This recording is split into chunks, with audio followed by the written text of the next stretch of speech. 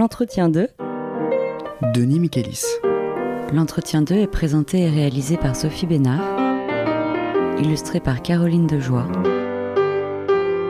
et mis en musique par le pianiste Joseph Birnbaum.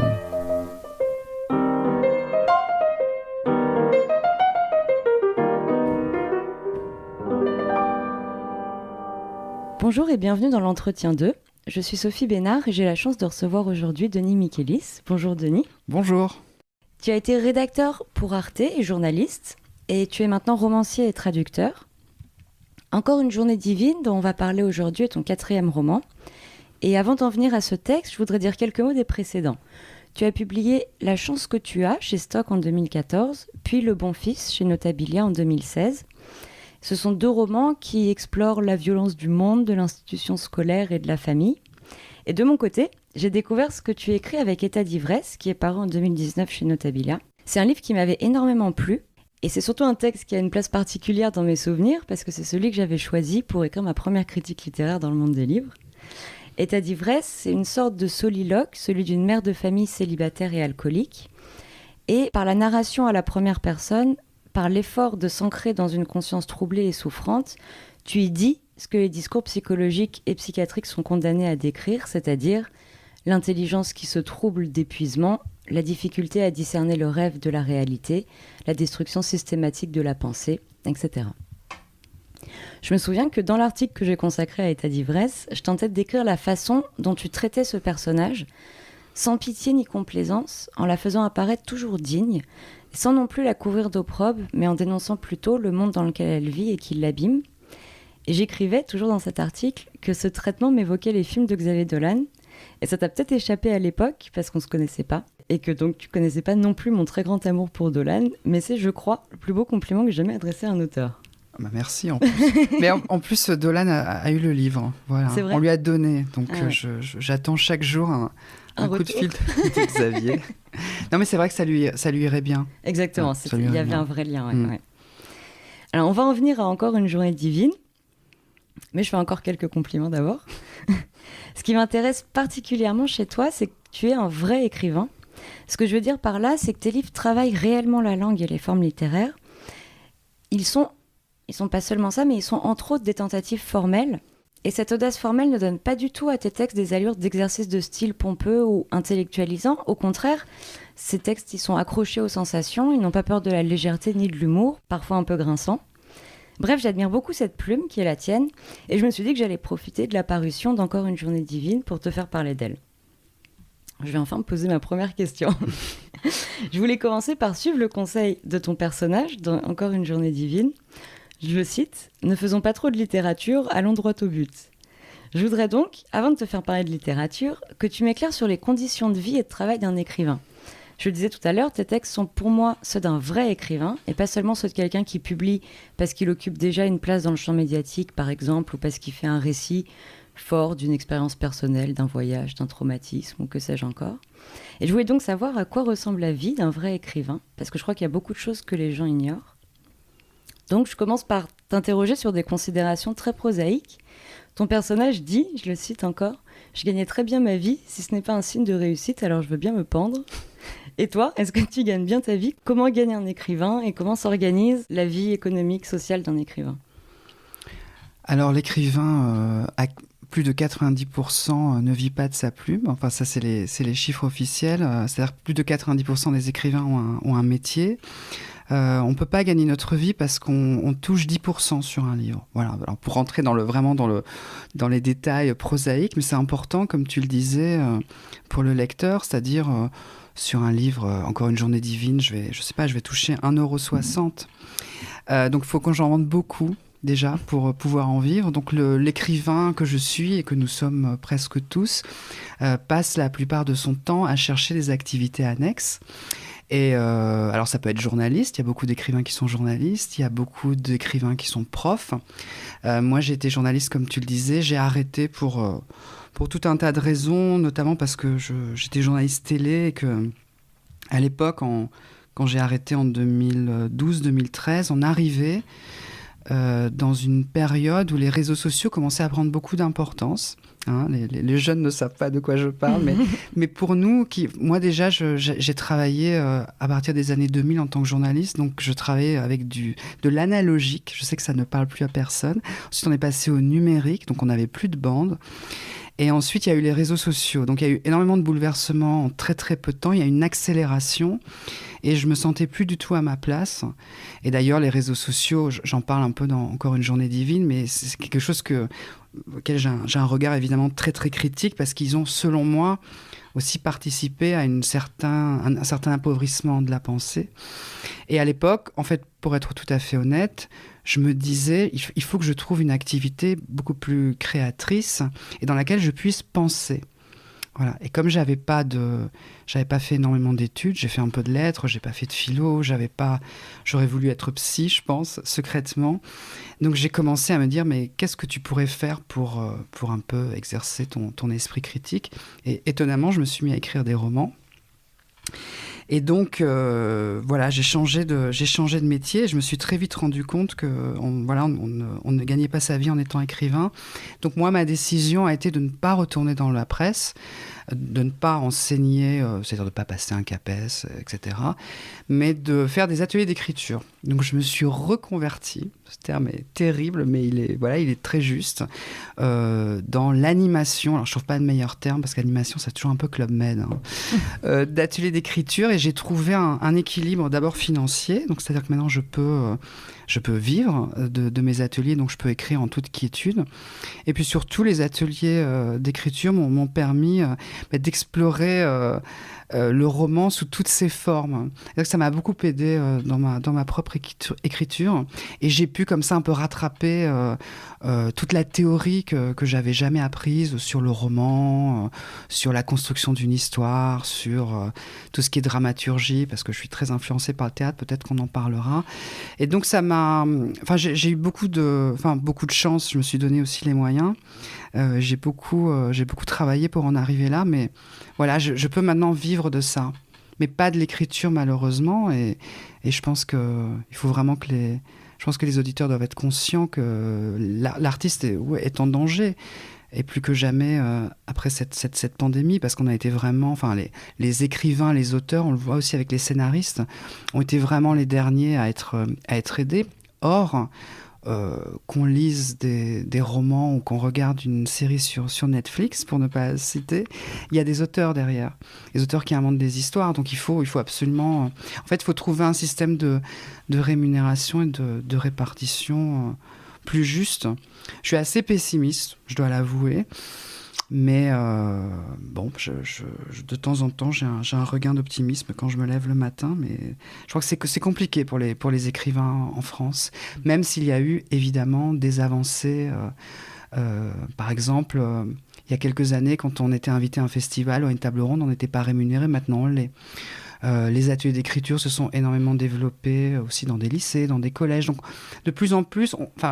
Les collectivités territoriales, locales, sont en train quand même de comprendre que l'écrivain peut servir à quelque chose, qu'il peut intervenir avec des jeunes, qu'il peut faire de ce qu'on appelle la médiation culturelle.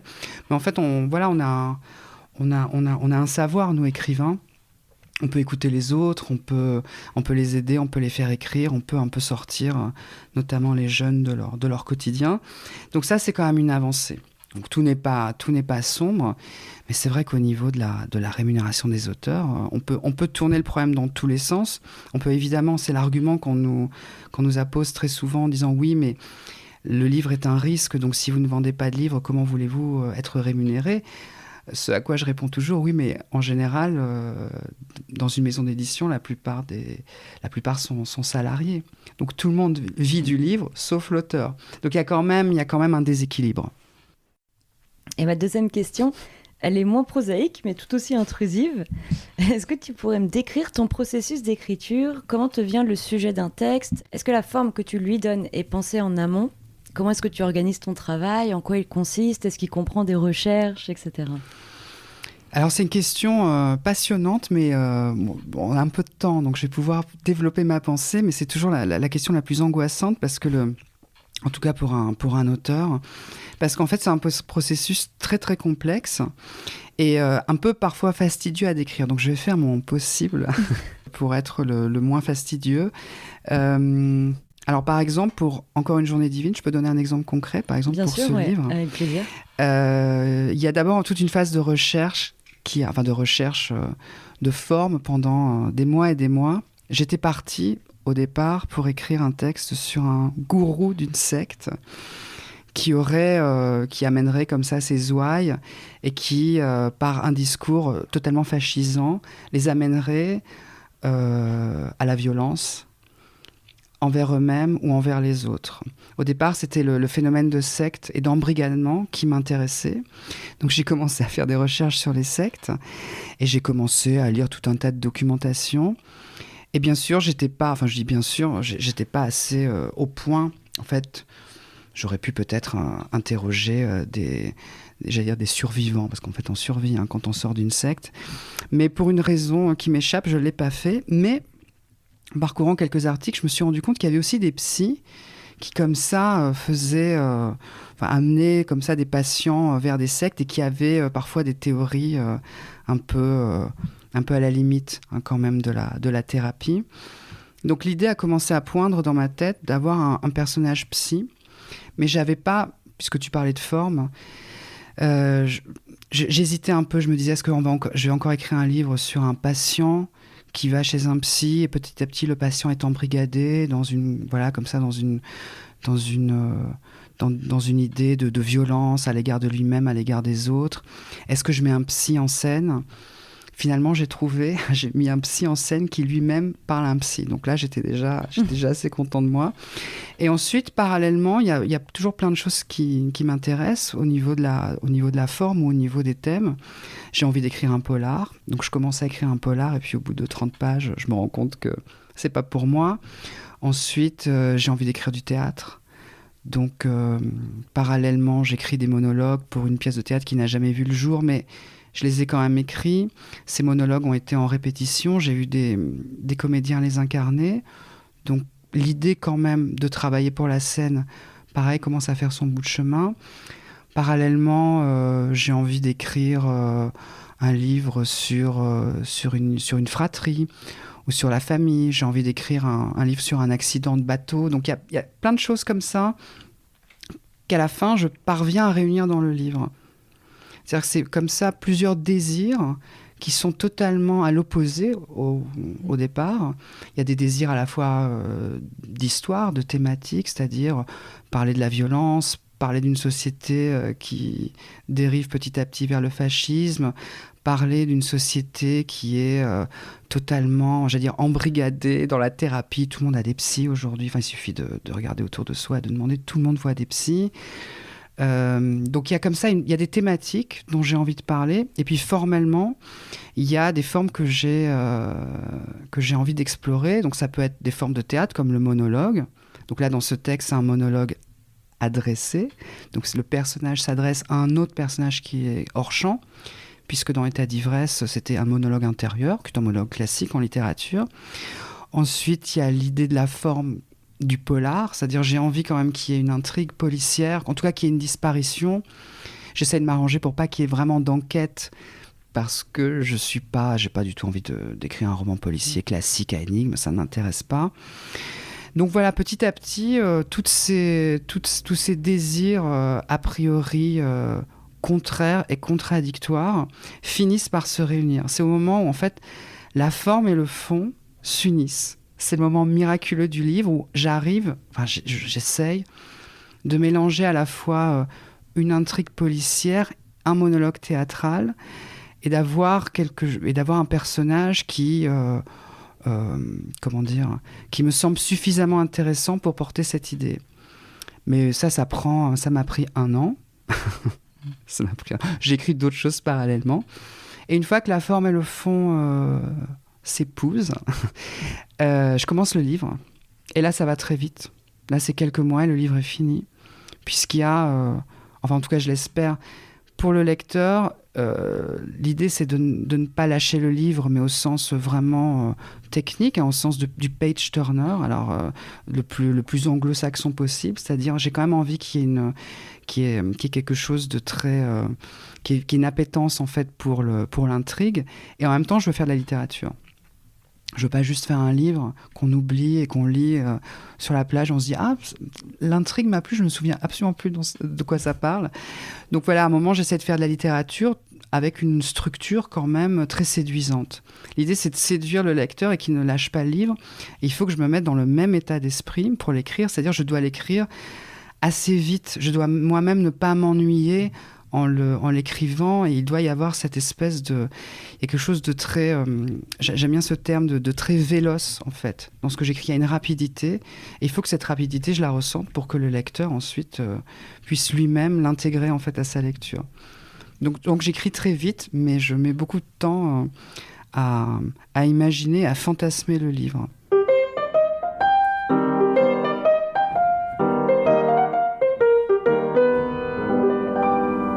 J'en viens justement à ce texte-là, Encore une journée divine. Pour le présenter, je voudrais passer par un autre texte que j'aime beaucoup, qui est La Chute de Camus. Et dans La Chute, Camus met en place un dialogue à une voix, ce dont tu parlais justement pour décrire Encore une journée divine. Donc, Camus met en place un dialogue à une voix qui maintient tout au long du texte, c'est-à-dire qu'un premier interlocuteur, qui est le narrateur, se confie à un second, sans que ce dernier n'intervienne jamais directement dans le texte. Et en lisant La Chute, il y a plusieurs années déjà, je me souviens d'avoir été très impressionnée par cette forme qui me semblait à la fois particulièrement réussie et efficace, mais aussi très difficile à mettre en place et à tenir sur la durée. Et justement, tu utilises ce même procédé. Quand j'ai ouvert le texte, j'ai tout de suite pensé à Camus et je me suis dit c'est impossible, il ne va pas réussir à tenir jusqu'à la fin du livre, et pourtant si. Et ton texte est plus long que La Chute en plus. Donc ça m'apparaît vraiment comme une sorte d'exploit formel. Et pas seulement formel évidemment, mais aussi formel. Et au-delà de cette considération, ton personnage il partage des traits de caractère avec celui de Camus dans La Chute. Une forme de légèreté, d'assurance sociale, à laquelle dans les deux cas on fait référence au passé, parce qu'elle s'est envolée pour une raison ou pour une autre. Et je précise aussi que Camus est présent en fait à un endroit dans le texte, que je cite. C'était une belle après-midi ensoleillée, le moment idéal, m'étais-je dit en mon fort intérieur, pour échanger quelques douceurs avec Wendy. Pour la rejoindre, j'avais roulé à toute berzingue dans ma petite décapotable sous le cagnard de la fin de l'été. Allez savoir pourquoi j'ai commis une telle erreur de débutant. Je vous rappelle que d'autres ont tué, soi-disant éblouis par le soleil. Donc, on pense évidemment à Meursault de l'étranger, qui tue un arabe sur la plage et qui se l'explique et l'explique aux autres par la chaleur écrasante qu'il faisait ce jour-là. Et je cite aussi ton incipit, qui est formidable. Je cite les 2 premières phrases qui représentent très bien justement la forme de ce dialogue à une voix dont on parlait. Et je précise aussi que l'incipit ne commence pas par une majuscule, j'adore ce détail.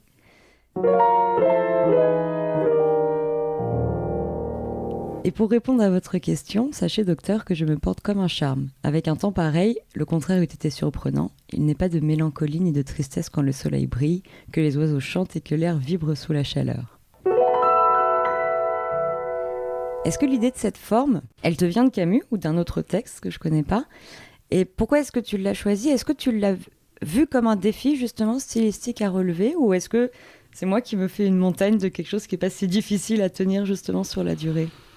Non, bien sûr, j'ai pensé à La Chute de Camus. Alors, pour être tout à fait honnête, je parle comme mon personnage, c'est terrible, il dit toujours ça, l'honnêteté. Je l'avais pas, je ne l'ai pas relu avant d'écrire, je l'ai relu après, parce que j'avais très très peur d'être écrasée par Camus. Alors c'est un cliché en littérature, mais c'est vrai que les auteurs classiques nous portent, évidemment, parce qu'on n'écrit pas ex nihilo, on écrit à partir de ceux qu'on a admirés. Mais dans le processus d'écriture, ça peut quand même un peu vous bloquer. Donc j'avais au fond j'avais assez peu de souvenirs de La Chute. Je l'ai lu au lycée. En fait, Camus, ça a été vraiment un déclencheur. C'est-à-dire, j'ai lu, comme beaucoup, L'étranger en seconde. Ensuite, j'ai lu La Chute en terminale, voilà. Et ça m'a... je crois que c'est les livres que j'ai le plus plus relus dans ma vie. Donc je pense qu'il y a évidemment un lien avec Camus. Et ce dont je me souviens très précisément dans La Chute, c'était ce mélange à la fois de monologue théâtral, de langue très écrite, un peu surannée. Il a un côté un peu... c'est Jean-Baptiste Clamence, c'est ça, hein, Jean-Baptiste Clamence, j'adore déjà le prénom et le nom. Et il a un côté un peu... il a ce que j'appelle cette ringardise française dans la manière d'écrire, de s'exprimer. Camus fait exprès, parce que quand on lit évidemment L'étranger, on voit bien qu'il a adopté un tout autre style. Et ce qui m'avait étonné à l'époque, c'était évidemment la langue de Camus. Et cet aspect, c'est un terme un peu anachronique que j'ai utilisé, mais un peu thriller. C'est-à-dire qu'il y a une vraie inquiétude, il y a un vrai suspense dans La Chute, puisqu'évidemment, quand on rentre dans le livre, Jean-Baptiste Clamence se présente et il dit qu'il est juge pénitent au bout de 2 pages. Et évidemment, tout le talent de Camus, ça va être de nous révéler uniquement à la fin ce qu'est un juge pénitent. Pourquoi Jean-Baptiste Clamence, il se trouve dans un bar à Amsterdam. Alors en plus, l'histoire se passe à Amsterdam, dans les brumes du Nord, dans une atmosphère crépusculaire, qui est bien loin en fait du décor que Camus pose dans la plupart de ses livres. Et donc il y a ce Jean-Baptiste Clamence qui s'adresse à un personnage hors champ, qui peut être en fait le lecteur, qui est nous, hein. Et on va savoir à la fin du livre en fait ce qu'est un juge pénitent et pourquoi nous, lecteurs, nous avons tenu en fait jusqu'à la fin de cette histoire. Donc cet aspect, cet art de l'intrigue qu'a Camus, qu'on retrouve aussi par ailleurs dans L'étranger, hein, parce que c'est un livre qui est... en fait, c'est ça je pense, qui m'a fasciné chez Camus très vite. C'était à la fois ce degré de pensée, et évidemment, c'était un grand philosophe, mais cette manière à la fois de dire des choses très profondes dans une forme très plaisante à lire et très simple finalement. Parce qu'il n'y a pas de grandes difficultés chez Camus. En tout cas de compréhension. Et donc voilà, c'était l'art de l'intrigue et ça m'avait énormément marqué. Et donc oui, je l'ai relu après avoir écrit Encore une journée divine parce que je me doutais bien qu'on allait me poser des questions. Donc oui, ça a été un modèle. Alors Camus, c'était un peu plus simple pour lui, je pense, que pour mon livre. J'adore me comparer à Camus comme ça va être très... Parce que lui, son personnage sort et se déplace beaucoup. C'est-à-dire qu'il est d'abord dans un café, ensuite il se promène dans les rues d'Amsterdam, ensuite ils vont sur une île. Donc il y a quand même beaucoup de déplacements, parce que la difficulté, quand on a des personnages qui parlent beaucoup, qui sont dans le monologue, c'est dans le roman, c'est quand même de les faire un peu bouger. C'est qu'ils aient quelque chose à faire. Sinon, je dis pas qu'on n'est pas vraiment dans le roman, mais sinon on est dans le théâtre. Et l'idée, moi, c'est de trouver des formes hybrides, en fait, entre plusieurs genres littéraires. Donc il se déplace beaucoup. Et c'est vrai qu'à un moment, en écrivant Encore une journée divine, puisque le personnage, au départ, est dans sa chambre d'hôpital psychiatrique, et le psychiatre et l'infirmière qu'il a su en permanence, Madame l'infirmière. Et toute une partie du livre se passe dans la chambre. Donc il fallait à un moment que je fasse sortir, qu'il aille dans le parc. Donc je pense que pour Camus, c'était peut-être un peu plus facile au niveau, j'allais dire, de la mise en scène. Après, est-ce que le personnage partage... est-ce que Jean-Baptiste Clamence... qu'est-ce qu'il a en commun avec Robert, mon personnage ? Je pense un certain... comment dire ?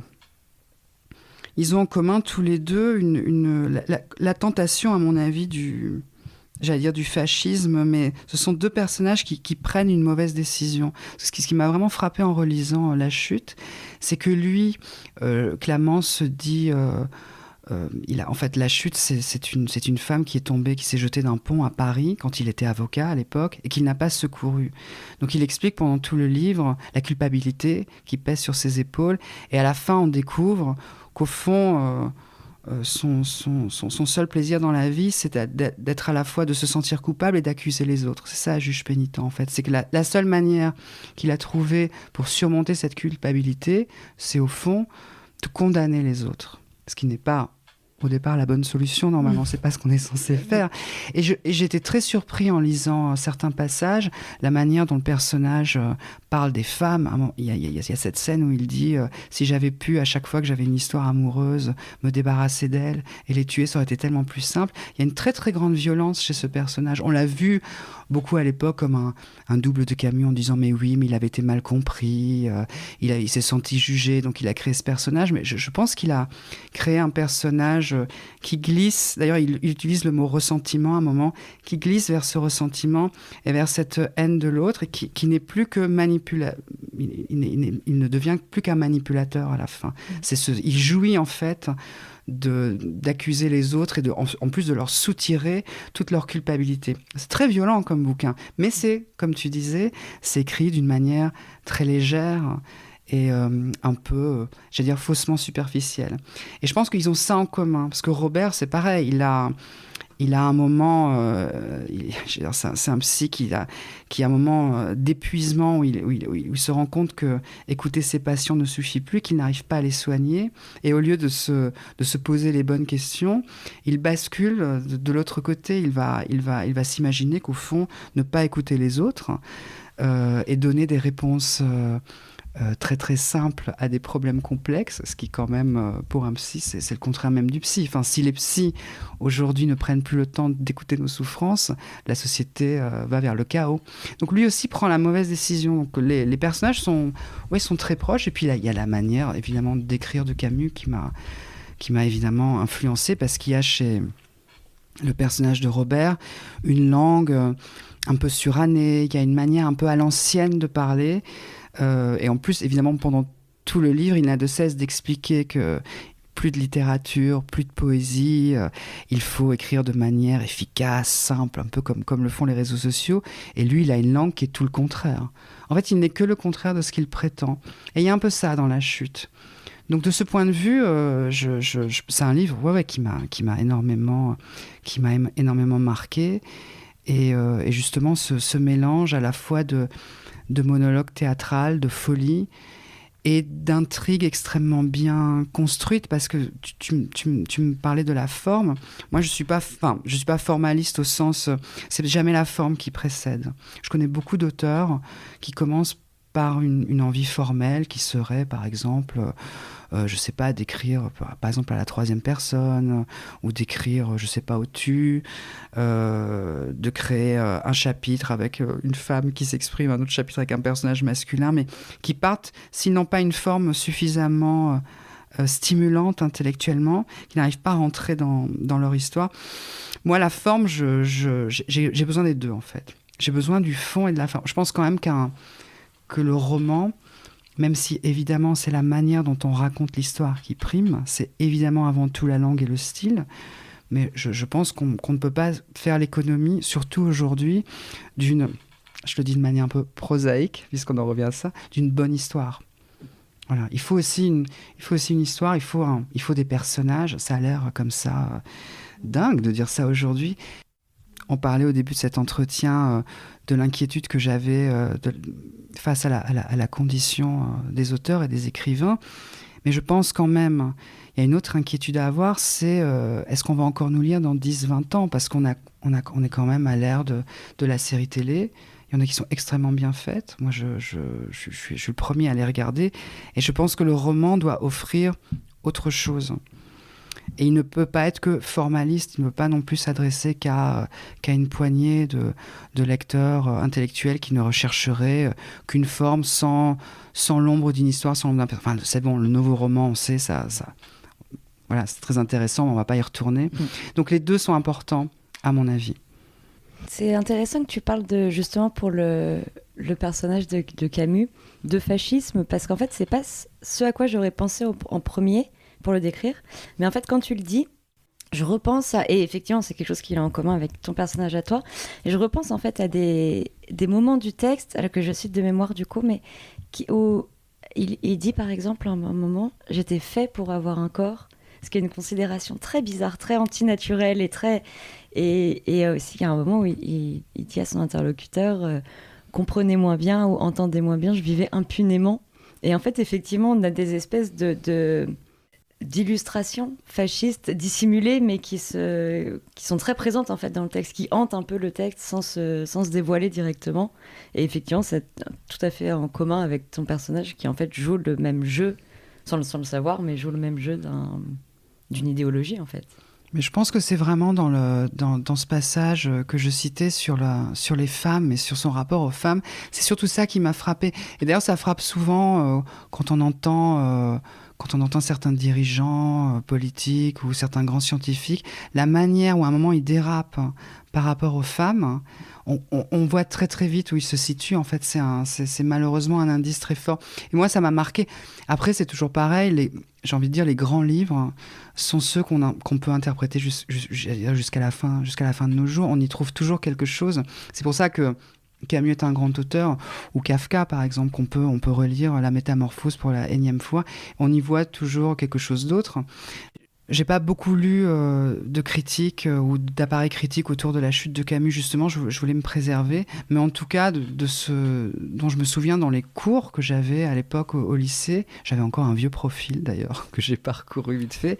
Je pense qu'il y a il y a une mésinterprétation au départ. Il y a justement cette fascination pour ce rôle de juge pénitent qu'il incarne, mais qui, pour moi, m'effraie, parce que si on doit... de se débarrasser de la culpabilité en culpabilisant les autres. Enfin, c'est terrible. On peut pas vivre comme ça. Donc ça m'a quand même beaucoup surpris en le relisant, mais ça reste un grand livre. Et il y a une seconde influence littéraire qui plane sur Encore une journée divine, c'est celle de Beckett, puisque le titre, qui en plus est repris à 3 reprises dans le texte lui-même, est tiré d'une pièce de Beckett, de Oh les beaux jours. Et autant je pourrais parler de Camus des heures, autant j'aime beaucoup moins Beckett. Ah bon? Oui. Bah alors, qu'est-ce qui se passe? Je crois que c'est quelque chose dont tu parles dans La chance que tu as. Le Beckett, en fait, je l'ai découvert au lycée, on m'a forcé, c'était probablement pas l'âge pour découvrir Beckett, et depuis, je m'en tiens assez loin, du coup, à cause de ça. Mais du coup, je voulais te laisser me raconter pourquoi et comment cette influence, elle est dans ce texte. En fait, pour Beckett, la phrase « Encore une journée divine », qui ouvre Oh les beaux jours, c'est la première réplique de Winnie, qui fixe l'horizon et qui dit « Encore une journée divine ». Elle est apparue dans le texte plusieurs fois sans que j'y fasse vraiment attention. C'est-à-dire, je ne suis pas allée dans un premier temps chercher une référence de Beckett, parce que j'ai toujours du mal avec ça. J'aime pas écrire, il ne s'agit pas d'écrire un hommage, c'était plutôt un clin d'œil. Et quand j'ai relu la première fois le manuscrit, il y avait donc cette phrase, Encore une journée divine, 3 fois. Je me suis dit, tiens, c'est une phrase qui sonne vraiment bien, mais à mon avis, elle n'est pas de moi. Je suis quand même allée vérifier dans ma bibliothèque. Et en effet, c'était Beckett, Oh les beaux jours. C'est une pièce qui m'a beaucoup marquée. Pareil, quand j'étais jeune, quand j'étais ado et enfant. De toute façon, l'écriture vous renvoie sans cesse à l'enfance, à la croyance et à l'adolescence. C'est vraiment ces années de formation où tout ce qu'on a lu et vu, en fait, compte jusqu'à la fin de vos jours. Et ce qui m'avait fasciné à l'époque chez Beckett et qui continue à me fasciner, c'était le dispositif théâtral, c'est-à-dire cette femme le rideau s'ouvre et elle apparaît alors dans un tas de sable, plus précisément chez Beckett, dans un mamelon jusqu'à la taille. Et elle a comme ça ce sac à main, elle a une ombrelle et elle sort des objets et elle soliloque pendant à peu près pendant 1 heure de temps. Il y a son mari, alors elle s'appelle Winnie et son mari s'appelle Willy, c'est très Beckett. Peu à peu dans la pièce, elle s'enfonce petit à petit dans ce mamelon, dans ce tas de sable. Et à la fin, il ne reste que la tête. Et elle n'a de cesse de trouver que les journées sont... Enfin, elle s'accroche en fait. Elle s'accroche à cet espoir alors qu'elle ne va inéluctablement vers la mort. Et je trouve ce qui est très fort dans cette pièce, et c'est pour ça que toi tu disais tu es beaucoup moins Beckett, mais je pense que le théâtre de l'absurde, après on y entre ou on n'y entre pas, c'est un peu comme Ionesco, c'est vraiment des pièces de théâtre, on ne comprend pas tout forcément, mais le dispositif scénique est tellement fort, le symbole de cet anéantissement du personnage qui s'enfonce dans les profondeurs de la terre est tellement fort et il dit tellement de choses pour le spectateur que ça suffit parfois, vous voyez, ça ça vous console un peu de ne pas tout comprendre dans le texte. Et ça, j'aime beaucoup aussi l'idée dans un roman, dans une pièce de théâtre, qui est quand même ce que j'appelle un dispositif scénique, parce que moi j'écris surtout des huis clos, c'est-à-dire qu'il y a quand même une symbolique très forte. Là, mettre quelqu'un, un psy, dans un hôpital psychiatrique, ça indique tout de suite au lecteur que quelque chose ne va pas. Que celui qui est censé vous soigner, vous écouter, est lui-même dans un état de profond anéantissement psychologique. Donc pour Beckett, c'était à peu près, cette influence était très importante. Après, ça n'était pas le premier titre, Encore une journée divine. En fait, le premier titre était Changer le monde, qui est l'essai en fait que le personnage a écrit et dans lequel il va expliquer sa théorie révolutionnaire pour soigner les patients. Donc évidemment, je suis conscient qu'en choisissant le titre en référence à Beckett, ça donne une toute autre coloration au livre. Mais non, Beckett, c'est pour moi un des plus grands auteurs. Je crois qu'il a même inventé un genre, alors je ne sais pas si c'est lui ou les critiques, qui est l'idée de farce tragique.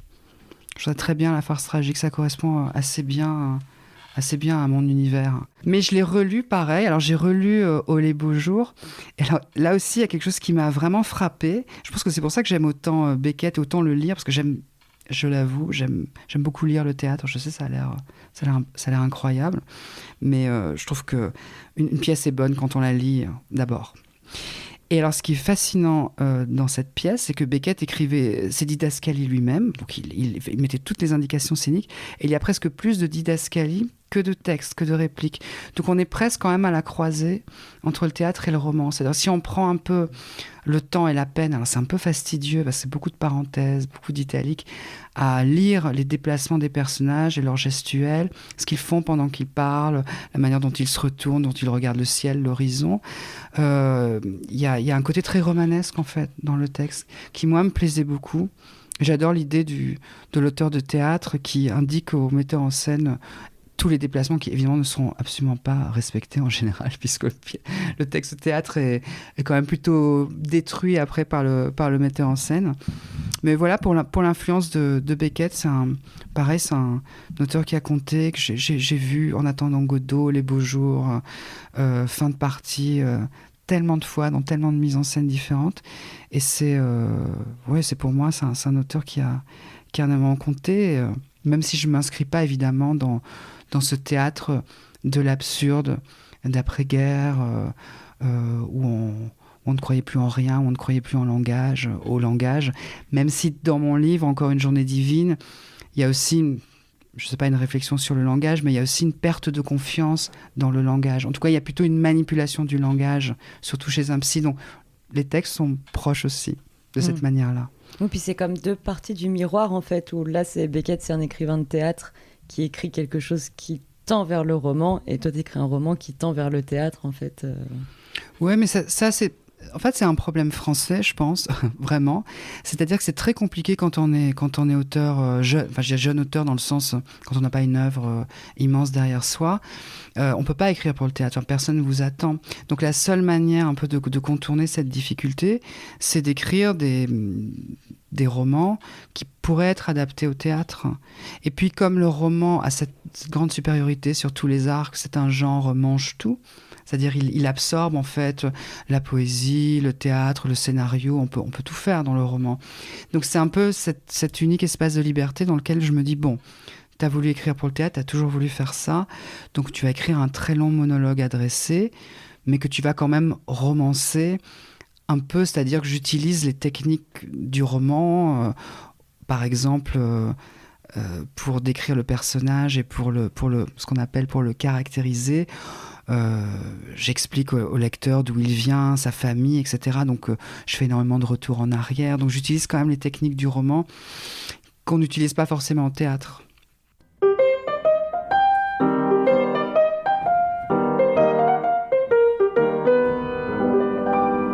Alors le personnage d'Encore une journée divine, Robert, c'est un psychiatre, on l'a dit, qui est dans une position un peu délicate puisqu'il est lui-même interné dans un hôpital psychiatrique. Tout au long du livre, chaque jour, son propre psychiatre, le docteur, vient lui rendre visite accompagné de madame l'infirmière. Et c'est ce qu'il raconte à ces deux personnages qui forment le contenu du récit.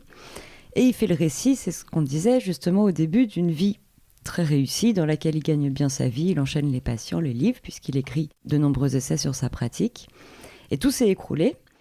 Et à la différence de la chute de Camus, justement, dont on parlait, on apprend ou on croit apprendre assez tôt la cause de l'effondrement. L'élément déclencheur, j'y viens. Nous étions au cœur du mois de novembre lorsqu'un type débarqua dans mon cabinet, jeune, fringant, sûr de lui, un sourire dévoilant une rangée de dents blanches comme je n'en avais jamais vu auparavant.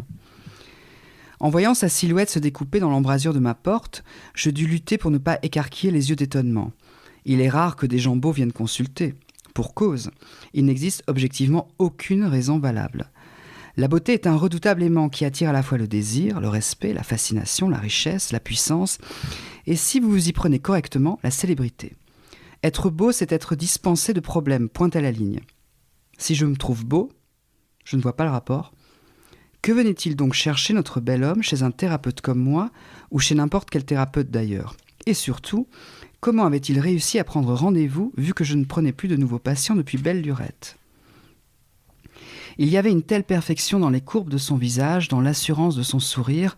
J'entends encore le son de sa voix comme s'il était venu me rendre visite ce matin, juste avant vous, docteur. Il m'a dit des choses terribles, vous savez. Terribles mais nécessaires, tandis que je m'efforçais de ne laisser poindre aucune émotion, car c'est là notre grande spécialité, n'est-ce pas? Tout au fond de moi, pourtant, je ressentis comme une digue sur le point de rompre sous d'impétueux torrents. Vous aimez l'image de la digue? Eh bien, vous ne devriez pas. Revenons plutôt à ce personnage que nous évoquions hier, ou avant-hier. Vous vous rappelez? Le jeune homme au sourire ultra bright, comme dans les réclames, tout droit sorti d'une école de commerce privée hors de prix. Figurez-vous que j'ai rêvé de lui cette nuit. Il se tenait devant moi, dans cette chambre, avec son costume joliment taillé, sa grosse montre réfléchissant la lumière, m'éblouissant presque, et ses souliers flambant neufs. J'ai omis de vous dire qu'il était également pourvu d'un accessoire, un grand attaché-caisse qui paraissait peser le poids d'un cheval mort. Ne laissant rien paraître de mon trouble, et tandis que je m'installais dans mon fauteuil de grand psychothérapeute, je l'invitais à prendre place. Personne n'oserait désobéir à une telle injonction, et pourtant, il se contenta de rester là, debout, me détaillant de ses yeux fiers. Le silence était si profond que j'entendais chaque battement de mon cœur, et chaque battement du sien. Sur le divan qui lui était dévolu, l'inconnu posa son attaché-caisse, l'ouvrit avec un clic qui encore aujourd'hui me fait froid dans le dos, et d'une main déterminée en sortit un de mes ouvrages, puis un autre, et encore un autre, avant d'effectuer quelques pas et de les déposer en une pile instable sur mon bureau. Je remarquai au passage que les couvertures étaient pour la plupart abîmées, tachées. Cette impression que ça n'en finissait plus, encore un. L'attaché-caisse, si grand fût-il, ne pouvait pas, et je parle là en toute objectivité, contenir tant de livres, comme un chapeau ne peut contenir tant de lapins. Ceci dit en passant, j'aime la magie, cette fascination qu'elle exerce sur les gens quel que soit leur âge. Bref, je n'étais pas peu fier devant toutes ces piles, prêt à dégainer mon stylo-plume en vue d'une dédicace. Mon père vous a beaucoup lu, et il a souvent parlé de vous. D'ailleurs, la plupart de ses bouquins sont de lui. Les autres, je les ai commandés sur des sites d'occasion, car honnêtement, c'est super dur de vous trouver sur Amazon, et je ne parle même pas des librairies. Je me suis dit, Robert, c'est ton jour de chance, toi qui d'habitude ne comptes que des lecteurs d'un âge certain, pour ne pas dire retraité. J'étais touché, voyez-vous, que la jeunesse s'intéresse à mes idées. Il m'avait prévenu que ce ne serait pas facile de vous suivre. Du coup, j'ai commencé par lire 2 ou 3 articles sur le net, et j'ai même trouvé des vidéos où on vous voit en interview en train de vous agiter. C'est fou ce que vous parlez avec vos mains. Entre nous, ça vous donne un air hyper coincé, mais bon, j'imagine que c'était il y a super longtemps, car vous aviez une autre tête. Les jeunes manquent parfois, souvent, de tact. C'est probablement une façon maladroite de me complimenter. Après, ça ne m'a pas beaucoup aidé, tous ces entretiens, toutes ces critiques, car au final, je n'ai pas compris grand-chose. Décidément, mon interlocuteur ne prenait pas de gants, un peu comme vous, docteur, toujours à titiller mon amour-propre. De son index tendu, il a alors désigné mes livres empilés et déclaré « S'il existe des lecteurs qui vous comprennent, alors je veux bien que vous me les présentiez. » L'impression de recevoir une gifle, dans mon propre cabinet. En réalité, il ne s'agissait que de préliminaires, si l'on peut dire, avant une vague, un tsunami de reproches. comme quoi je faisais exprès de ne pas me faire comprendre, que j'écrivais uniquement pour me faire plaisir, que j'écrivais sans penser une seule seconde au lecteur, que je jouais les grands penseurs, les grands philosophes, mais que jouer tout seul n'avait pas grand intérêt, qu'au passage j'utilisais des expressions, des mots, des tournures complètement dépassées, et que ça ne servait à rien. Sauf à passer pour un type chiant. Oui, docteur, il a prononcé le mot « chiant ». Qu'en résumé, il valait mieux être compris de son vivant. Je tentais de garder la tête hors de l'eau, de respirer par petites goulées, mais le morveux ne me laissait aucun répit, jusqu'à me traiter carrément d'intello à 2 balles. Quel culot! Mon père, oui docteur, je vous sens bouillonner à l'intérieur, bouillonner de plaisir, face à un patient prompt à replonger dans le bain familial. Mon père m'a tenu ce genre de discours à de nombreuses reprises, ne voyant en moi qu'un théoricien à la petite semaine, et voilà que la jeune génération lui emboîtait le pas. Rassemblant ce qu'il me restait de force, je me dirigeais vers la porte, le pas lourd, si lourd et le cœur qui battait dans ma poitrine à m'en faire mal. On eût dit que la scène avait été tournée au ralenti. Et là, le coup de grâce. J'eus droit à un long et assommant laïus sur ma responsabilité de thérapeute. Les gens avaient besoin d'être aidés, compris, accompagnés. Mon rôle était de les sortir du long et tortueux dédale de névrose dans lequel ils s'étaient perdus et non de les y perdre davantage. Bien entendu, il ne l'avait pas exprimé de cette manière, préférant une expression vulgaire comme quoi j'enfonçais mes patients, que ça me plaisait de les voir galérer, que franchement c'était pas cool, qu'au lieu j'ose à peine le dire, docteur, qu'au lieu de me masturber intellectuellement, je ferais mieux d'agir. Le costume 3 pièces ne fait pas le moine, docteur. Jamais je n'avais reçu d'un homme si jeune, si élégant, si beau, une telle pauvreté de langage dans la figure. Finalement, d'une voix chevrotante, à la limite du bégaiement, je réussis à dire « Ici, c'est un cabinet de thérapeute ». Alors cet événement que tu viens de nous lire, et qui est raconté par Robert, c'est selon lui plus traumatisant que la mort récente de son frère, qu'il a certes laissé désespérer, mais qui ne semble pas avoir remis en question son identité. Et ce serait, selon lui toujours, l'événement déclencheur de l'état qui l'a mené à l'hôpital. Depuis, il a écrit un essai dont tu parlais tout à l'heure, Changer le monde, dont il ne cesse de rappeler l'existence à ses interlocuteurs et dont il a l'air particulièrement fier. C'est un immense succès commercial et surtout, c'est un essai simple, accessible, qui semble avoir et donner réponse à tout. Je le cite, « Nous avons besoin de réponses simples, même si les problèmes sont complexes. Surtout, ai-je envie d'ajouter, oui, surtout si les problèmes sont complexes. » Et je veux pas trop déflorer la fin de la trique parce que ton texte a quelque chose du thriller psychologique et que le plaisir de découvrir petit à petit ce qui est en train de se jouer est trop grand pour que je risque de gâcher ça à ceux et à celles qui n'auraient pas encore lu le texte. Néanmoins, on peut dire qu'au fil des pages et du discours ponctué de digressions du narrateur, les choses apparaissent comme toujours plus ambigu que prévu. Et c'est cette ambiguïté qui fait que ton texte n'est pas un roman à thèse. Alors je voulais te demander de quoi justement cette ambiguïté elle est le symbole. Est-ce que c'était un objectif de se prémunir de la simplification qui semble qu'affectionne tant ton personnage? Et est-ce que pour se prémunir de cette simplification justement, c'était nécessaire surtout d'en faire un fou, un malade mental? Ah, est-ce que c'était nécessaire d'en faire un fou, un malade mental?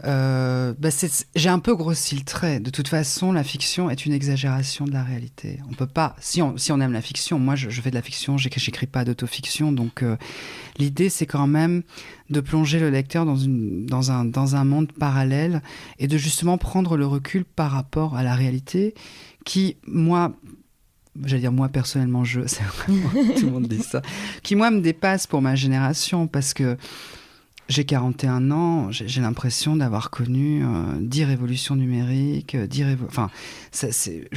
quand j'étais jeune par rapport à mes parents, à part qu'ils avaient peut-être pas la télévision et encore, il n'y avait pas vraiment de grande différence. Je pense qu'aujourd'hui, par rapport à j'enseigne à des gamins de 20 j'ai des gamins de 20 ans, des jeunes adultes de 20 ans, ils ne comprennent absolument pas qu'on ait pu grandir sans réseaux sociaux et sans portable, sans chaîne d'information continue. Donc, il fallait quand même, dans le livre, que j'exagère un peu le trait et que je sois, qu'il y ait un personnage qui soit lui-même dépassé, mais dépassé au point de faire en fait, de faire une dépression, parce qu'il est victime d'une dépression, et de se sentir dépassé. En fait, c'était l'idée. C'est pour ça que le passage que j'ai lu et que tu citais, l'idée qui est cruelle, d'ailleurs, dans le livre, parce qu'évidemment, j'adhère pas aux idées de Robert, quand même. Quoique, parfois, je pourrais me laisser tenter. Mais ce qu'il sous-entend, en fait, dans cet extrait, ce serait que c'est la jeune génération, c'est-à-dire il sort d'une école de commerce hors de prix, c'est-à-dire ce jeune type beau, parfait, bon gendre idéal, en fait, pousserait l'ancienne génération à simplifier sa pensée, à ne plus, pour prendre l'expression, se prendre la tête, et à ne plus être dans cette réflexion, et à ne plus être dans le recul. Évidemment, je ne le crois absolument pas. Je pense que justement, la jeune génération est beaucoup plus ouverte, et beaucoup plus dégourdie et stimulée intellectuellement que peut-être qu'on pouvait l'être. Mais il y a en effet, aujourd'hui, il me semble, le risque d'une simplification de la pensée. Ce n'est pas nouveau.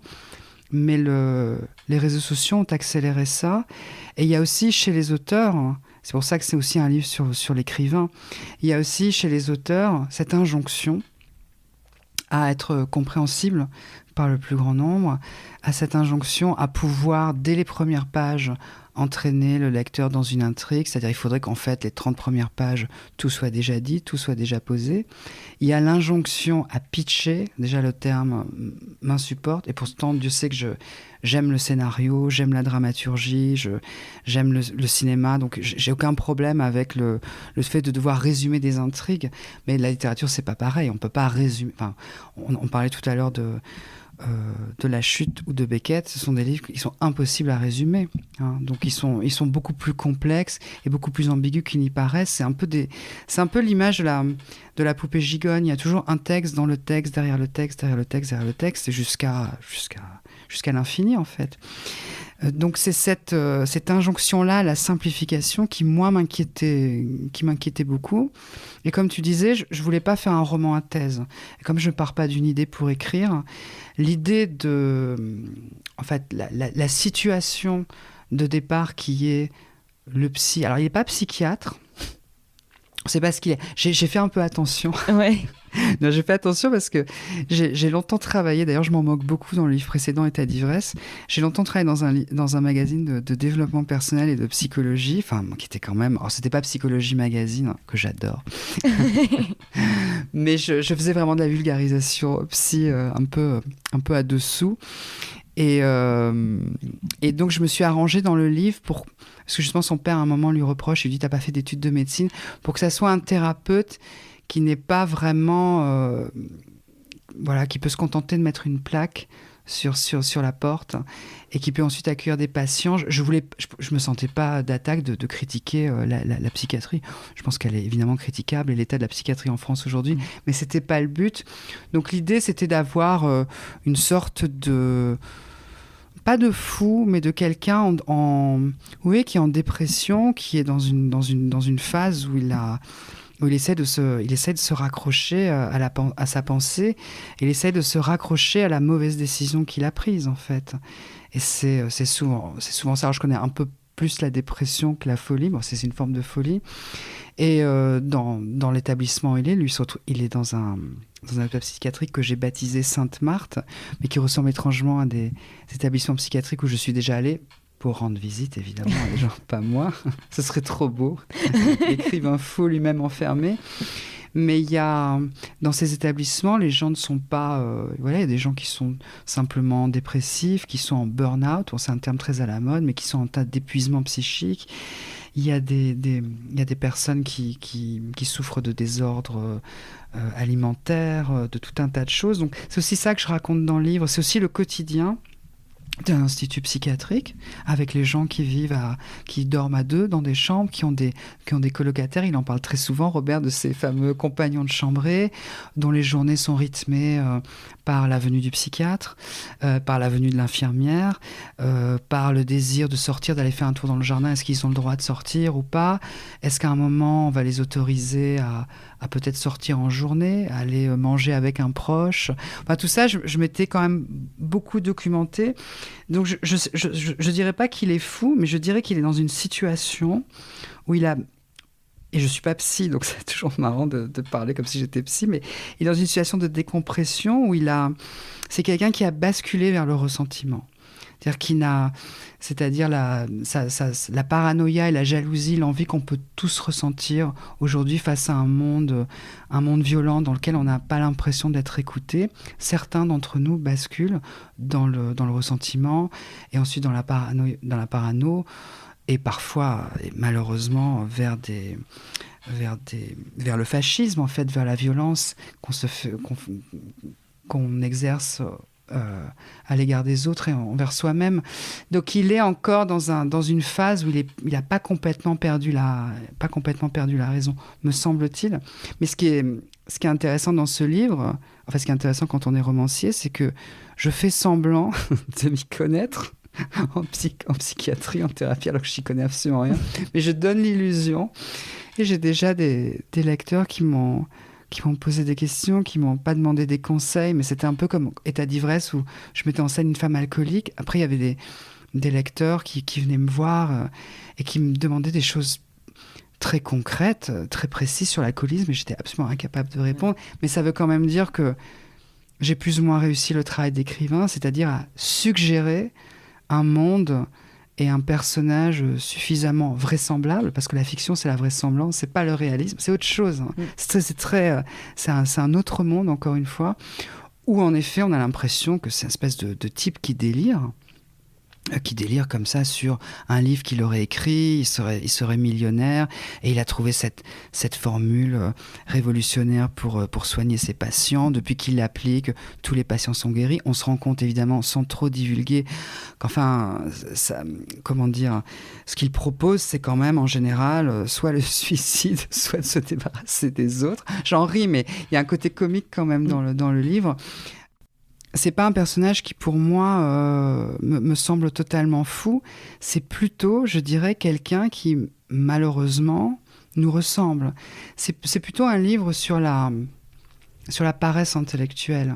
En fait, sur la tentation qu'on a tous, et moi y compris, hein, de cesser parfois de réfléchir et de se dire « Ah, mais le monde est tellement complexe, je n'y arriverai jamais. » Et au fond, ces solutions simples, c'est ce que tu citais, à des problèmes complexes, qui est en fait une des définitions du populisme, ou alors de la démagogie, on peut le voir comme on veut, où on est quand même tenté, parfois, de sombrer dans cette simplicité, dans cette simplification de la pensée. Et en plus, le problème de cette simplification-là, c'est qu'elle appelle à des boucs émissaires. C'est-à-dire qu'on désigne celui qui a tort. Alors, pour Robert, c'est évidemment, c'est soit le patient lui-même, soit c'est quelqu'un de son entourage dont il faut se débarrasser. Donc, je ne sais pas si c'est un livre sur la folie, mais c'est en tout cas sur cette pente que nous empruntons tous, malheureusement. Et j'essaye justement de mettre le lecteur en garde, parce que justement, la réflexion, c'est ce qui va nous sauver, en fait. C'est d'accepter qu'il n'y a pas d'explication pour tout, d'accepter la complexité, d'accepter de se tromper et d'embrasser l'ambiguïté qui nous fonde, nous, profondément, en tant qu'être humain. Et en fait, le livre est la démonstration que, évidemment, tout est toujours beaucoup plus complexe, plus ambigu que le personnage veut bien le dire. En fait, le livre est la preuve que mon personnage se trompe. Et je l'ai enfermé dans un livre et dans un hôpital psychiatrique. Donc j'ai réussi. Il ne nous fera plus de mal. Mais il y en a d'autres. Il y a plein de types comme lui. Il y a plein de gens qui délirent. Alors ça peut être évidemment des politiques, parce que leur but, c'est évidemment de gagner des élections et d'asseoir leur pouvoir, mais ça peut être des scientifiques. Il y a plein de gens qui délirent ces derniers temps, on l'a vu avec la pandémie, qui proposent toujours ces solutions miraculeuses. Qui me disent, mais ah oui, une pandémie, c'est compliqué, mais moi, j'ai le remède miracle. Ou, je sais pas, le politique qui va proposer, je sais pas, d'enfermer tout le monde, par exemple, qui était une bonne solution en soi au début, mais il faut, je pense, se méfier, et c'est pour ça que j'ai écrit ce livre, sur la tentation de trouver une solution simple devant un problème qui, a priori, n'en a peut-être pas. Et le nombre, moi, de gens que j'ai rencontrés pendant la pandémie qui me disaient je veux comprendre, et je rétorquais qu'il y a malheureusement pas toujours forcément quelque chose à comprendre, mais accepter de ne pas comprendre le monde qui nous entoure, c'est aussi une force. Et c'est ça que j'ai voulu montrer dans le livre. En dépit de l'état dans lequel il est, qui inspire plutôt une forme de compassion, et c'était le cas aussi avec le personnage d'état d'ivresse dont on parlait au début, le personnage d'Encore une journée divine, il est assez peu sympathique, assez effrayant.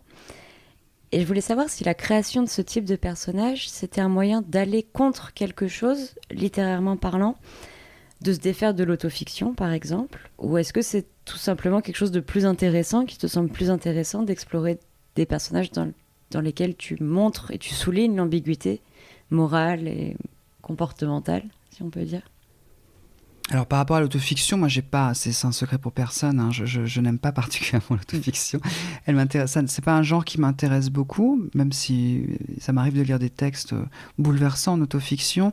Je trouve que le problème de l'autofiction, c'est que l'émotion est immédiate, c'est-à-dire si l'auteur est triste et bouleversé, on ressent exactement la même émotion. Quand c'est le filtre de la fiction, c'est beaucoup plus ambigu parce que justement, j'essaie de créer des personnages qui sont à la fois antipathiques. Ça vient de Camus aussi, ça vient de la figure du anti-héros. Moi, je m'inscris vraiment dans une littérature, on va dire, contemporaine, qui est l'anti-héros. Ça m'intéresse plus parce que je trouve que l'anti-héros nous ressemble plus, nous, que le héros. Mais enfin, après ça ne m'empêche pas de lire des livres avec des héros qui affrontent comme ça des obstacles et qui ensuite apprennent de leurs erreurs et qui deviennent quelqu'un de meilleur, qui en fait c'est à peu près 95% des histoires sont pensées sur ce schéma-là, hein. C'est-à-dire quelqu'un va surmonter des obstacles et aura appris du passé et deviendra en général quelqu'un de meilleur. Donc voilà, ça c'est la règle de base en fiction. Donc moi c'est plutôt l'anti-héros qui me fascine. Après, j'ai quand même, dans la création du personnage, je voulais qu'on éprouve quand même de l'empathie pour lui et qu'on soit de temps en temps bouleversé, parce que c'est quand même quelqu'un, et c'est là où on en vient un peu au roman familial, à tous ces retours en arrière que je fais dans le livre. C'est quand même quelqu'un qui manque de considération. Par son père, par son frère, qui s'est toujours senti mal compris ou incompris, mal aimé, et qui a nourri comme ça un ressentiment très fort face à ça. Et ça, c'est quelque chose il suffit pas d'aller chercher très loin, il suffit de regarder nos propres familles ou parfois les familles autour de nous. On voit bien que le manque d'amour, c'est ce qu'il y a de plus terrible. C'est ça aussi qui construit la violence. Donc le personnage est à la fois profondément antipathique, manipulateur, mais il y a, il me semble, enfin j'espère, il y a quand même, j'allais dire un appel à l'aide, j'ai l'impression de faire du développement personnel, un appel à l'aide. Mais il y a quand même une grande souffrance chez ce personnage.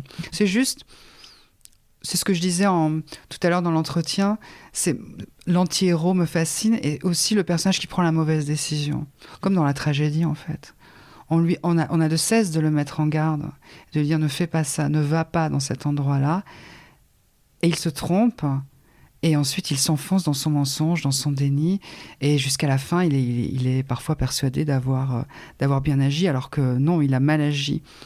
Donc voilà, mais je voulais aussi que ce soit oui, quelqu'un d'empathique, parce que j'oublie pas non plus j'oublie pas le lecteur.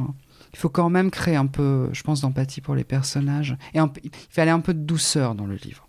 Voilà, je ne sais pas si c'est de l'empathie, mais il fallait une certaine douceur aussi déjà dans la langue, dans la manière d'installer le décor. Il y a un jardin qui est très important où il veut aller. Il y a des roses, il y a des fleurs, il y a des chardons. Il y a tout un tas aussi de plaisirs simples de la vie, de plaisir de manger, le plaisir de voir le soleil, donc il y a le plaisir d'aller voir la mer. Donc il y a quand même une sorte de douceur que j'avais envie d'amener dans un propos qui par ailleurs est assez dur et assez terrible.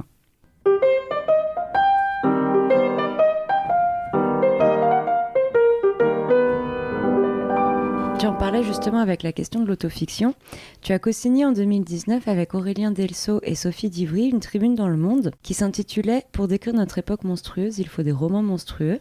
Et tu y appelais vous y appeliez à un roman libéré de l'alternative rebattue entre l'autofiction et le roman historique. Vous y incitiez tous les trois les maisons d'édition et les critiques littéraires à oser faire une place, je cite, aux romans différents qui frôlent la catastrophe, osent la poésie, qui n'ait pas peur de l'inédit et de l'indicible. C'est très précisément ce que tes textes mettent en œuvre. Et j'espère que là, pendant cet entretien, on a réussi à le faire ressortir. Et est-ce que tu peux m'en dire plus sur cette vision de la littérature et aussi pourquoi, selon toi, elle a du mal à trouver sa place dans l'édition et dans la critique contemporaine ? Alors au départ, c'était une tribune donc, qui avait été imaginée par Sophie Divry et Aurélien Delceau, à laquelle je me suis associée après. Moi, j'y ai amené un regard d'anciens journalistes, d'anciens critiques littéraires, parce que comme pendant 10 ans, j'avais couvert la rentrée littéraire, je voyais bien comment ça se passait, parce que moi-même, j'étais pris dans cette espèce d'étau où on recevait des tonnes de livres, on n'avait pas le temps de tout lire, et on finissait par toujours lire et chroniquer les mêmes livres. En fait, on finissait par se copier les uns les autres. C'est comme ça, voilà. Donc, le fait d'avoir pu prendre du recul et d'être sorti justement de ce métier et d'être seulement écrivain une partie du temps en tout cas, m'a permis de prendre conscience de ça déjà. Déjà, c'est pas une critique aux journalistes particulièrement, mais c'était aussi un peu de les mettre en garde et de dire... même s'ils le font la plupart, mais quand même attention de ne pas céder justement aux sirènes du roman, j'allais dire facilement chroniquable, je ne sais pas si c'est un néologisme que je suis en train d'inventer, qui est d'un côté l'autofiction. Alors nous on avait appelé ça, alors c'était la sous-autofiction qu'on avait rebaptisée reality show, c'est-à-dire vraiment la littérature de la télé-réalité, qui donc propose une émotion immédiate. Hein, j'ai quitté mon compagnon, j'ai perdu un être cher, etc. Donc on peut pas ne pas être ému, c'est vrai. Hein. Et en plus, j'ai envie de dire il y a quelque chose de très attrayant quand on est chroniqueur ou journaliste, parce l'auteur est aussi le narrateur, est aussi le personnage. Donc on a vraiment le personnage en face de soi. Il n'y a pas d'ambiguïté. Vous voyez, c'est pas comme quand moi, on s'étonne toujours que je puisse écrire à la place soit d'un psy qui perd son sang-froid, d'une femme alcoolique ou par exemple d'un adolescent dans Le Bon Fils qui fantasmerait de tuer son père. On s'étonne toujours que je puisse écrire des choses aussi horribles alors qu'a priori je n'ai rien d'un monstre. Mais c'est justement ça la fiction. Donc forcément dans l'autofiction, il y a quelque chose de plus simple et de plus immédiat à critiquer et à chroniquer. Et de l'autre côté, on dénonçait le trop-plein de romans en costume. Donc c'est vraiment aussi du roman historique au rabais, c'est-à-dire toutes ces histoires. On va écrire une biographie romancée, on va prendre tel personnage historique, ou on va raconter pour la énième fois, je sais pas, un épisode de la Seconde Guerre mondiale. C'est qu'à un moment on étouffait. Par ailleurs, il y a de très bons textes. Moi, j'adore Vuillard, par exemple, qui avait eu le Goncourt. Enfin, je sais pas, j'adore Quelle affaire, ton autofiction. Enfin, il y a un peu plus ancien. Je vais donner un auteur plus récent. J'aime beaucoup Sophie Doll, par exemple, le travail auto-fictif et de romancière aussi qu'elle effectue dans sa trilogie de romans familial, si on peut dire. Mais l'idée, c'était plutôt de dénoncer une sorte à la fois de facilité pour la presse et les médias de ne chroniquer toujours que des romans où soit le personnage est historique et il a existé, ou alors le personnage est devant vous et il a souffert. Donc il y a un moment, voilà, ça suffit. Et pour les éditeurs, après oui, les éditeurs, on oublie très souvent, mais l'édition est une industrie, donc il y a des modes, il y a des livres qui marchent mieux que d'autres. Et c'est vrai qu'à un moment, on a eu l'impression, je crois que c'est toujours le cas aujourd'hui, malheureusement, hein, je ne pense pas que notre tribune ait changé le monde. Je m'autocite. Je suis comme Robert, je deviens totalement imbu de moi-même. Mais les éditeurs ont toujours surfé sur cette vague autofictive. Et on voulait sortir de là et trouver sa place dans la fiction pure en tant que jeune auteur, ou en tout cas, jeune auteur, toujours dans le sens de ne pas avoir une œuvre de 20 romans derrière soi. C'est très difficile. C'est très difficile parce qu'en plus, il y a cette suspicion aujourd'hui. Elle a toujours existé, hein, la suspicion entre le narrateur, l'auteur et les personnages de tout temps. On s'est toujours demandé si, évidemment, le personnage... on ne va pas reciter Flaubert avec Madame Bovary, mais le lecteur a toujours été suspicieux face à l'écrivain. Il s'est toujours demandé comment un écrivain pouvait comme ça créer des personnages ex nihilo. Mais là, aujourd'hui, dans une société où on est obsédé par la vérité, par le réel, notamment depuis l'avènement de la télé-réalité, parce qu'au fond, les réseaux sociaux ne sont qu'un prolongement de la télé-réalité qui est arrivée il y a une vingtaine d'années maintenant. Moi, j'avais 20 ans, c'était en 2000, où on a commencé à se mettre en scène. Et à mettre en scène, j'ai envie de dire, des pans de notre existence les plus insignifiants et qui, au fond, est les plus inintéressants. Mais c'est devenu notre quotidien. Les réseaux sociaux participent à ça. Et donc, on a encore plus de mal, pour beaucoup de lecteurs, à imaginer qu'on puisse être un auteur de fiction. Et comme, en plus, la fiction s'est déplacée vers les séries, parce qu'on sous-estime l'impact des séries, mais il est énorme. Les séries vont tout changer. Hein. Il y a un besoin de fiction chez l'homme. Enfin, de toute façon, c'est même pas qu'il y a un besoin de fiction. L'homme se définit par son besoin de fictionnaliser, au-delà du langage et de la communication. Mais on est des êtres nous avons besoin de faire le récit sans cesse de nos existences. Donc, la fiction restera toujours. C'est juste que l'édition a fait croire à un moment que la fiction était morte, que le roman était mort, pour mettre en avant plutôt des récits autofictifs, historiques ou de témoignages. Mais c'est juste un jeu, j'allais dire, de marketing, c'est juste un jeu industriel.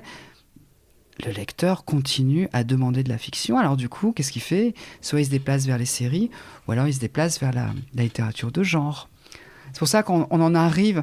Moi, j'ai vraiment beaucoup étudié ce phénomène parce que j'étais journaliste très longtemps et quand j'étais journaliste, on me disait « Ah, mais les anglo-saxons, le polar, eux, ils savent raconter des histoires. » C'est vrai, il y a une technique et puis il y a surtout, dans le polar, il y a l'enquête. Donc, raconter une enquête, de toute façon, ça demande un certain sens du récit.